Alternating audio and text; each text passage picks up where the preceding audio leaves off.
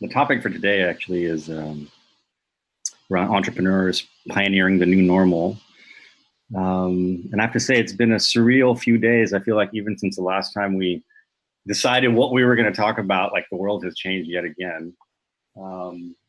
Yesterday actually with our family, we went to one of the protests in Oakland. And I have a 1-year-old and a 6-year-old, so that was their first experience of that. And I remember, I saw a T-shirt on the ground, and it basically said something to the effect of, "Last week was a hell of a year." That's kind of how I've been feeling a lot lately, and I know you guys are all entrepreneurs, but I imagine this feels different than usual. I've had the experience recently, actually, of starting to write an email or a letter, and the next morning, because I didn't send it, it feels completely irrelevant. So I'm excited to have this conversation with you all right now. And specifically, I think because a lot of you have been working on these issues, around the future of work, around paths and access to people who traditionally haven't had access to careers, the kinds of careers that we're talking about, and you're doing it in an entrepreneurial way. And I feel like it's more important than ever. So I'm excited to see what comes out of it. And I thought maybe we could just start by giving you all an opportunity to just introduce yourselves, take a minute or two, and talk really about why you're doing what you're doing. I think that's really important, because you've been doing this for a long time. It's not just in the last 3 months. So maybe we can kick it off that way. I guess I should tell who to go next. So I'm going to start with Hamoon. You're on the top left. So why don't you start? Great. Thank you, Saad, and hello, everybody. A pleasure to be here. Quick bit of context in terms of how I came into this work. I'm an immigrant kid who ended up by way of Barbados in North America. And so on a personal level, it's been very, very always obvious and clear what it means to have access to opportunity and not, right? And I've seen that personally, time after time. I've seen it shoulder to shoulder, who I've had to be beside and who I've looked across the table from.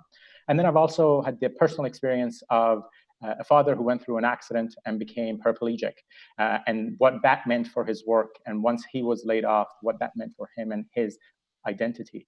And so the idea of helping connect talent to opportunity is both personal, but also a topic that for about a dozen years or so, I've spent most of my time focused on.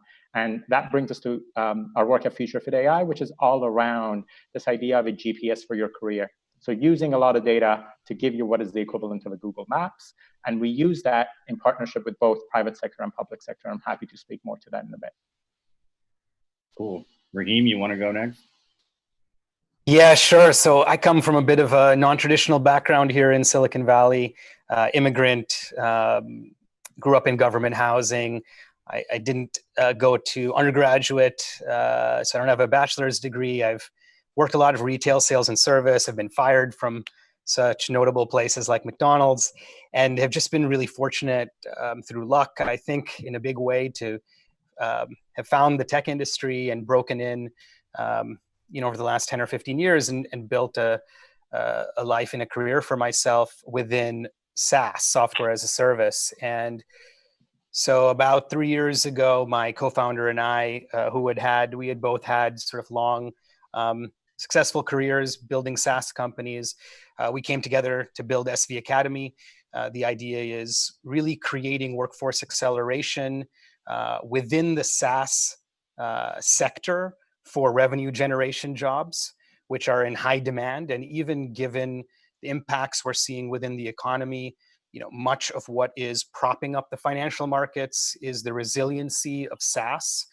The beauty of sales and other human-centered skills is that they're always important. They're always important to leaders and CEOs and the markets, and that's, I think, sort of a serendipitous surprise, like an insight that really benefited my co-founder and I coming up in the world, that we now want to offer and have been offering to people who come from similarly underrepresented backgrounds. So our focus has been,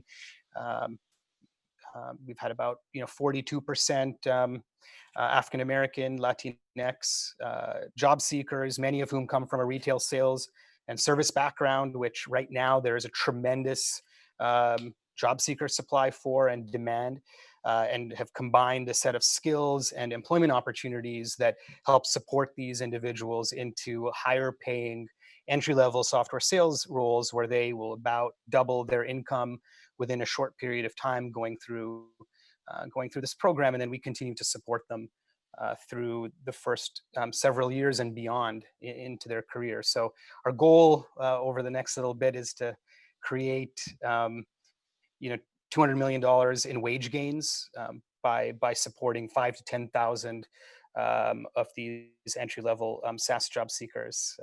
And yeah, we're well on our way, and this environment has actually created a lot of surprising opportunity for what we do. So we're really excited right now. Thanks, Rahim. Becca, it's you. All right. Well, like Rahim, I had a little bit of time in Silicon Valley, where, if you're not aware of the great disparities facing our country right now, I think they're really brought to a head there. And similar to what SV Academy is doing at Merit America, we're really focused on how we can help the folks who are in the low-wage workforce. They're in ride-sharing roles, retail, food service, really fueling our economy. How do we help them go from where they are into a family-sustaining career? These are the exact people who were most suffering the effects of our systemic inequality and racism prior to the pandemic, and now the ones who are most at risk based on the catastrophic impacts we're seeing. And so I know our goal and who we serve is very similar. I think what we do at Merit America is say, how do we really break down the barriers to access and to scale that have stopped these programs from working for the tens of millions of folks who are in need of them? So again, we think of access in terms of how do you help someone who has some debt but no degree from a failed higher education experience. They're working full-time, balancing multiple jobs, or now navigating the unemployment system. They've got kids, they've got a ton of other demands on their time. How do you help them carve out the space to get the skills they need for a better future? And how do you do it in a way that's really set up to scale widely? And my why, and what brings me to this, is I've actually been able to grow up on the other side of this divide, go to a high school where every single person went to college without question. Every single person, for the most part, didn't have to pay their way working multiple jobs to get through that college experience, and saw just how acutely opportunity is not evenly distributed, even though talent is. And the last tidbit I'll end with is that when I talk to folks about this great disparity, and I say, how much more likely do you think I was from my high school to go to the elite college I got to go to versus anyone born into the bottom 25% in our country? People say, oh gosh, yeah, it's so unfair. You're probably twice as likely, 3 times, maybe 5 times as likely. But we've actually done the numbers, and the differential based on high school in this country of going to a selective college is actually 2,500x. So 2,500 times. Imagine a roulette wheel with 2,500 numbers. Going to my high school, I could get any number but one.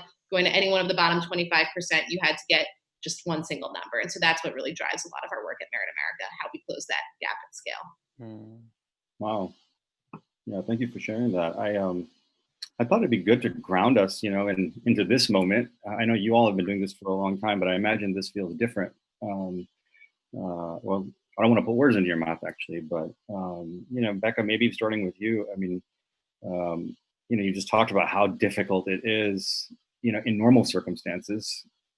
I imagine the circumstances now with 30 million people plus filing for unemployment, and and even just looking at just the systemic problems that we're finding with our institutions and from a racism perspective and others. I mean, they're bringing up a lot of stuff, and I'm curious how you see that impacting the work that you're doing and even the numbers that you're talking about.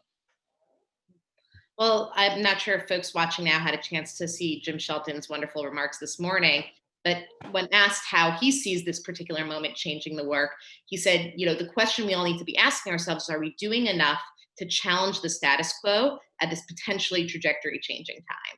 And I think that really resonates with us. Again, many of us have been working on this issue, but when I think about, are we doing enough to challenge the status quo? I think that part of our work, and I'm sure SV Academy too, is really getting employers on board with this idea to hire non-traditional diverse talent for their roles.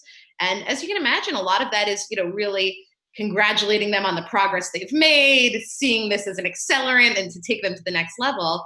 But the bottom line is the vast majority of employers require a 4-year degree for their skilled roles, the roles that actually pay a family sustaining wage, offer benefits, and have upward mobility. And yet when you require a 4-year degree, you automatically exclude over 83% of Latinx and 75% of Black Americans in this country. So we have these deeply embedded forms of systemic racism at play that I think even those of us on our front lines working with employers to change their hiring practices haven't been aggressive enough to really push a change to the status quo. Rahim, how is this impacting your world? Yeah, gosh, I mean, that particular point Rebecca just mentioned has been so much at the core of the systems change SV Academy has tried to solve for. We work with about 250 employers within SAS, where it is very clear that there's sort of an endemic elitism in a lot of the systems, particularly the recruiting systems, within which this industry provides access. And I think one of the exciting moments that we find ourselves in right now is number one, there's like an imagination that is sort of being shaped right now among employers around what the future looks like with in a more sort of diverse and inclusive workforce. And I think those words have been they've been used kind of in a more superficial way for a long time. A lot of companies have appointed certain sort of leaders in those positions for their websites. But if you actually speak to that leadership, while there is a lot of interest and motivation, they typically don't have a lot of responsibility or budget or authority to really create any systemic change. I think those individuals, those leaders within organizations are all now being looked to in this very moment as thought leaders for helping to, really having a seat at the table to help the organization create what the future looks like. And that's incredibly exciting. I think if you just sort of zoom out and you think about all of the places within our institutions where there is inequality, whether it's on the workforce side and within recruiting, or it's within higher education and access to employer-ready, job-ready skills, it feels in this moment like everything is kind of up for grabs and anything might be possible. And conversations we're having right now that may have taken months to schedule, where it wouldn't really have been a priority, to enact real significant change, are all possible now.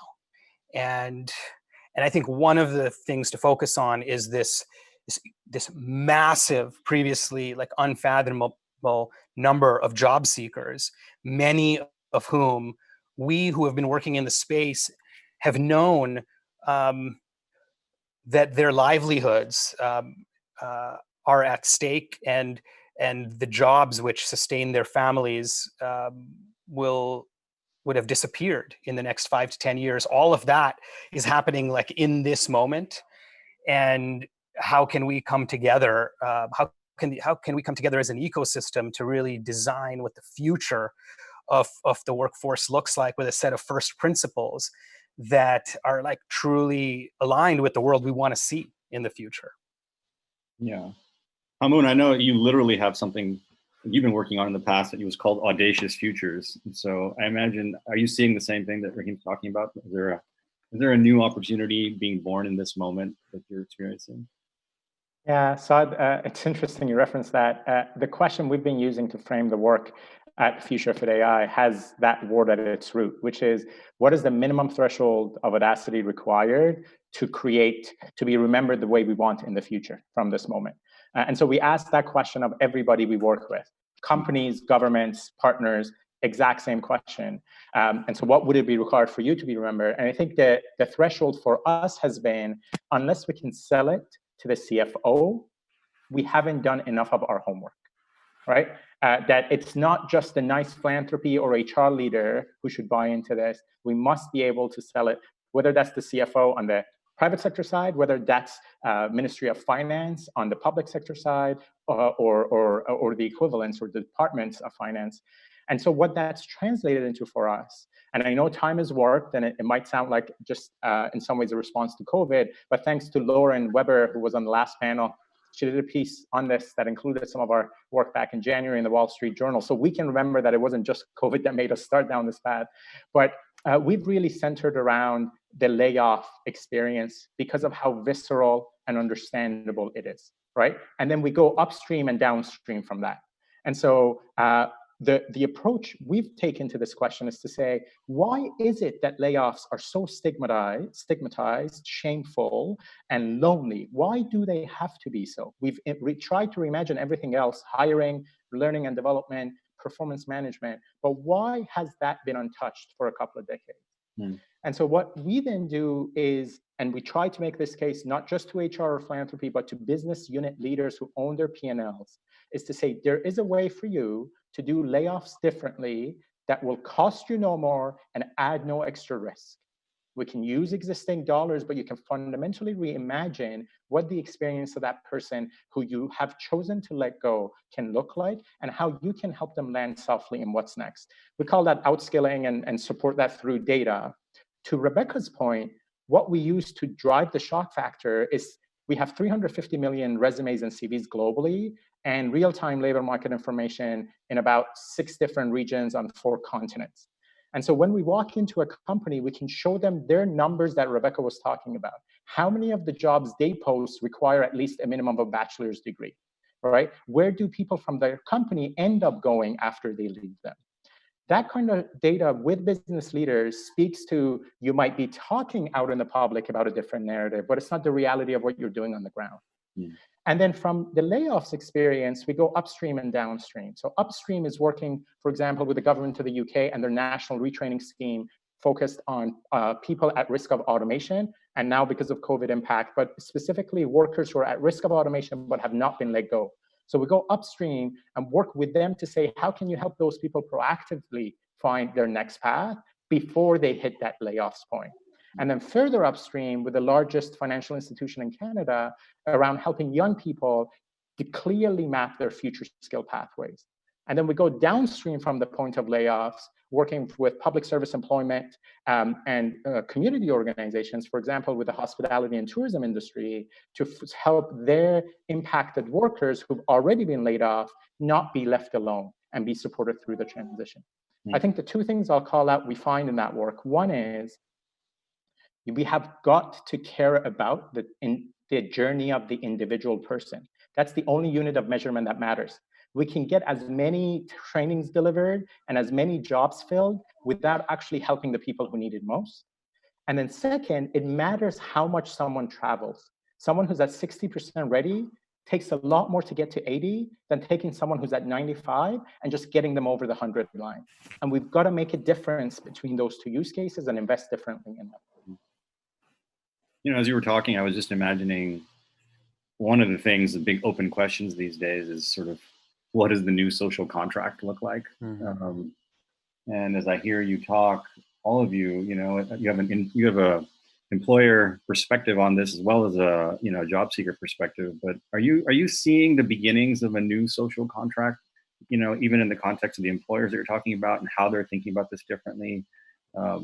Any evidence that we're getting any closer to figuring out some of these bigger questions and in the roles that you're seeing?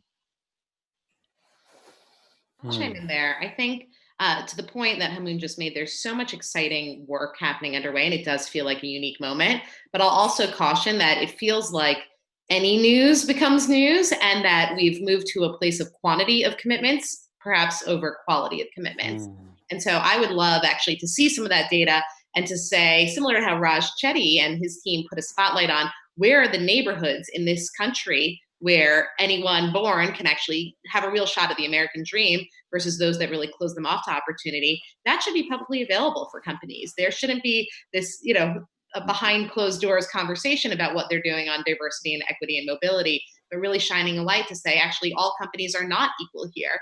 And you can be all making the same number of commitments, but who's actually living them and who's actually really delivering on the promise here? Because I think we've we've needed the corporate world to be bought in so much on this that I think we've watered down the level that gets someone a big, stamp of approval, pat on the back, where there are some companies doing incredible work. We partner with Amazon to go into fulfillment center workers right now and prepare fulfillment center workers for jobs outside of Amazon. It's a huge multi-$100 million investment they're making versus other companies that say, oh, we provide outskilling support, but maybe it's a single resume review that costs them, less than $5 a head to provide. So I think that kind of data and transparency and realizing not all commitments are equal is really important. Rahim, you had talked about this being a really interesting moment at some level where there's an opportunity for a reimagining. And I'm curious from your perspective, as you've been doing your reimagining, what are the new things coming your way, or the new things that you're hoping that you can do now that you weren't able to do before? And also, like, how can everyone help you do those things? I mean, that's the other thing I'm thinking about is, what's the support that y'all need to be able to pull some of these things off? Yeah, well, that's the question that we have been thinking about all through this cycle. I think what I'm encouraged to hear come up more this year at Horizons is the importance of employers and the role that employers can play in creating the systems change that we want to see.